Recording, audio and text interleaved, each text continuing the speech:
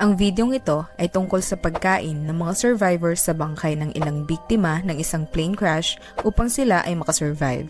Welcome to Tagalog Story Files. Kung ikaw ay mahilig sa kwentong krimen, katatakutan, trivias at general knowledge ay huwag kalimutang mag-follow at mag-subscribe. October 13, 1972. Isang nakakalungkot na trahedya ang naganap. Isang eroplano ang nag-crash sa nagyayalong kabundukan ng Andes Mountains. Ito ay ang Uruguayan Air Force Flight 571. Lulan nito ang 45 na pasahero. Ang nasabing eroplano ay nag-crash habang sila ay lumilipad mula sa Montevideo, Uruguay patungo sa Santiago, Chile. Sakay ng nag-crash na eroplano ang isang Uruguayan rugby team. Walang sino man ang mag-aakalang may makakaligtas sa nasabing trahedya. Kaya ang pagkakaligtas ng mga survivors ay tinawag na The Miracle of the Andes. Habang sila ay lumilipad sa ibabaw ng Andes Mountain, ang piloto ay lumiko pa north at nagsimula ng mag-descend sa Santiago, Chile.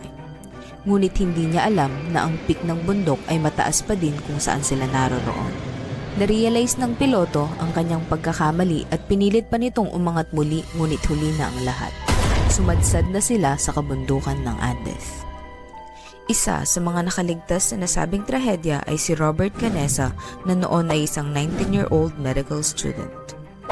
Ayon sa kwento ni Robert, ang kapitan ng eroplano ay hindi nasabihan ang mga pasahero na sila ay magkakaroon ng malalang turbulence.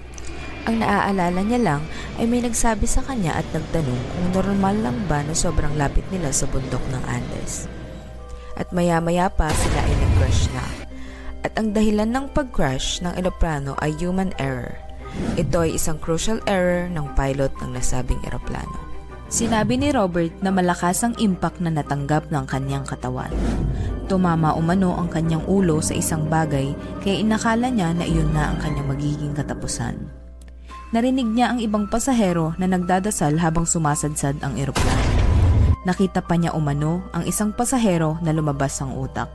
Sa sobrang lakas ng impact, nahati ang eroplano at hindi na nakita ang buntot nito sa crash site.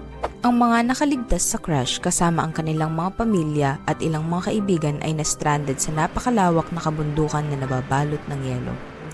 Agad-agad nilang inipon ang mga pagkain at damit na pwede nilang magamit panglaban sa lamig habang hinihintay ang mga rescuer. Hindi sila nawalan ng pag-asa na makikita pa sila ng mga rescuer. Gumawa din sila ng mga SOS sign para kung sakaling may dumaan na eroplano ay makita ito at sila ay ma-rescue. Ngunit ilang araw na ang dumaan ay wala pa ding mga rescuer. May ilang mga eroplanong dumaan ngunit sila ay hindi nakikita dahil sa lawak ng kabundukan at kapal ng snow.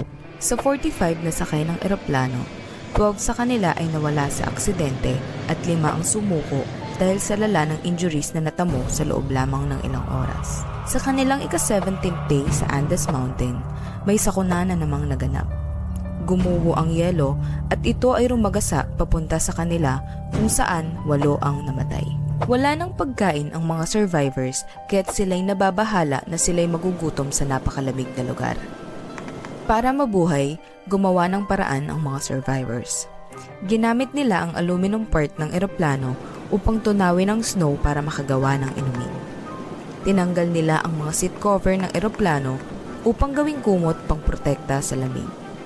Ginamit din nila ang mga bakal sa upuan ng eroplano upang gumawa ng snowshoes para mas mapadali ang paglalakad nila dito. Ginawa din nilang shelter ang natirang bahagi ng eroplano at ginamit nilang pangharang ang mga maleta upang hindi pumasok ang malamig na hangin. Gumawa din sila ng sunglasses gamit ang plastic na galing sa pilot's cabin. At para sa mga survivors na may broken legs, gumawa sila ng duyan gamit ang mga materyales sa airplane's kitchen. Umiihi din sila sa rugby ball dahil kung gagawin nila ito sa labas ay magpi-freeze ang kanilang mga ihi. Si Roberto ang naging tagapag-alaga ng mga injured survivors. Kinuha niya din ang responsibilidad na pagtatapon ng bangkay dahil hindi ito kayang gawin ng iba. Makalipas ang 9 na araw pagkatapos ng trahedya, naubos na ang kanilang pagkain. Wala silang makita na kahit anong source of food dahil walang mga tanim o hayop na nasa paligid. Kaya't makalipas lang ang ilang araw, lahat sila ay nakaramdam ng gutom. Alam nila na kapag hindi sila nakakain ay bababa ang chance na sila ay makakasurvive. Dahil sa sobrang lamig ng lugar, alam ng mga survivors na nakapreserve ang mga bangkay ng namatay nilang kasamahan dahil ito ay nakabaon sa yelo. Hindi nagtagal ay narealize nila na ito na lang ang tanging option para hindi sila mamatay sa gutom. Marami ang hindi pumayag. Ang iba ay nagdasal sa Diyos at humingi ng guidance kung kakainin ba nila o hindi ang mga bangkay na kanilang kasamahan. Maraming talakayan ang naganap, ngunit sa huli na naigang gutom ng mga survivors.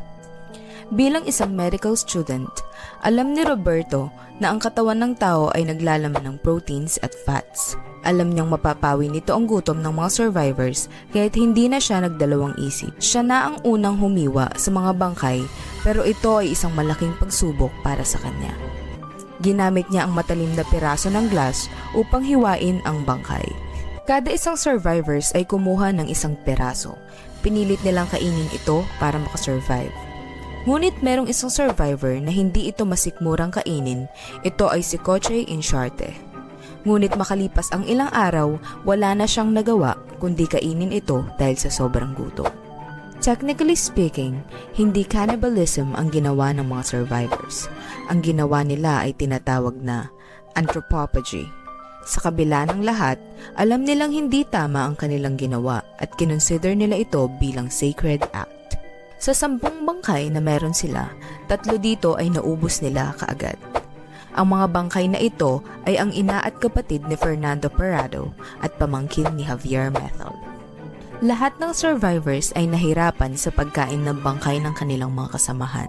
Sabi ni Roberto, kung babaliktarin man ang pangyayari, gugustuhin nilang gamitin sila bilang pagkain ng mga survivors upang hindi sila mamatay sa gutom. Nagkasundo ang lahat at nangako sila na kung sino man sa kanila ang mamamatay ay willing silang i-donate ang kanilang katawan upang kainin ng mga survivors. Kahit sila ay na-stranded, gumawa sila ng paraan upang makasagap ng balita. Gumamit sila ng transistor radio para makakuha ng balita tungkol sa paghahanap sa kanila. Pero noong October 23, 1972, nakarinig sila ng napakalungkot na balita. Pagkatapos ng mahigit 100 attempts na rescue operation, pinatigil ng mga otoridad ang paghahanap. Matapos marinig ang balita, naisip ni Roberto Cañasa, Nando Parrado at Antonio Vicentin na humanap ng rescue sa taas ng Andes Mountain. Ngunit pagdating nila sa taas, nakita nila na napakalayo pa ng ligtas na lugar. Kaya't pinabalik nila si Antonio sa kanilang mga kasamahan upang mapagkasya ni Roberto at Nando ang pagkain na kanilang daladala habang pinagpapatuloy ang paglalakbay. Makalipas ang 10 araw ng paglalakad, narating nila ang lugar kung saang meron mga halaman at tubig. Nakaramdam sila ng pag-asa na sila ay makakaligtas na makalipas ang 70 days simula ng trahedya. Ang dalawa ay nakakita ng lokal at nakahingi ng tulong sa mga otoridad. Noong December 22, 1972, 2 helicopters ang pinadala upang puntahan ang mga survivors. 6 sa kanila ay naiuwi agad at ang iba ay kailangan pang maghintay kinabukasan dahil sa masamang panahon. Mabilis kumalat ang balita ng pag-rescue sa kanila. Marami ang natuwa, ngunit agad din itong napalitan ng pagkabigla at pagkasuklam matapos nilang malaman ang ginawa ng mga survivors para mabuhay. Ikinwento ng mga survivors ang lahat ng hirap na kanilang pinagdaanan at ang pagsisisi nila sa mga ginawa. Kaya di kalaunan ay sinuportahan din sila ng publiko. Hindi rin sumang-ayon ang simbahan sa kanilang ginawa. Kanilang ipinaliwanag na itinuring nilang komunyon ang pagkonsumo sa katawan ng mga kasamahan kaya kalaunan ay pinatawad din sila ng simbahan. Matapos ang rescue, ipinatawag ni Roberto ang mga magulang ng mga namayapan nilang kasamahan. Ibinigay niya ang mga liham na isinulat ng mga kasamahan nila bago sila pumanaw. Ipinaliwanag niya ang mga nangyari at gusto niyang maintindihan sila ng mga pamilya ng pumanaw. Alam ni Roberto na bawal ang ginawa nila at alam niyang magagalit sa kanila ang pamilya ng mga bangkay na kinain nila. Ngunit sa huli, naintindihan sila at pinatawad ng mga pamilya ng nasawi. Naiintindihan nila na ang pinakaimportante sa lahat ay ang mabuhay sila. Ikaw, Kung ikaw ang nasa sitwasyon ng mga survivors, gagawin mo din ba ang ginawa nila para mabuhay? Comment down below.